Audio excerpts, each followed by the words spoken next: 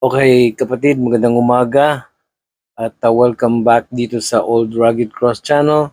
And I'll be reading from Romans chapter 13 to 15.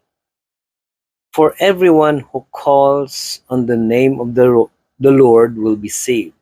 But how can they call on him to save them unless they believe in him? And how can they believe in him if they have never heard about him? And how can they hear about him unless someone tells them?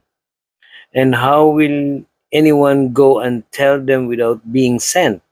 That is why the scriptures say, how beautiful are the feet of messengers who bring good news. That's why you are starting to share this one to your friends. Okay? May mga kaibigan tayo na hanggang ngayon talaga wala pa rin sa kanila ang Diyos. Alam nila nagsisimba yung mga yan.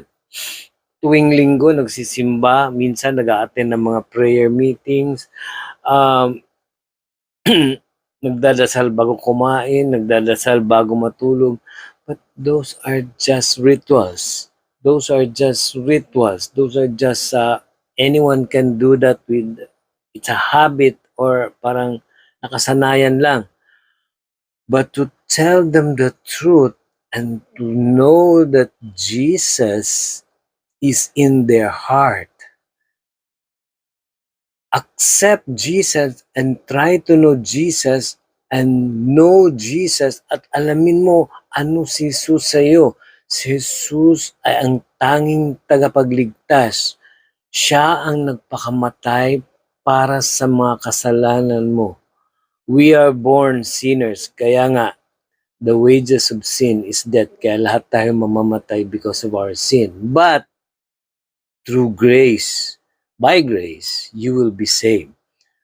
Accept Jesus. O Panginoon ko, ikaw lang ang natatanging gumawa sa akin. Ikaw lang ang tanging nagpakamatay para sa akin.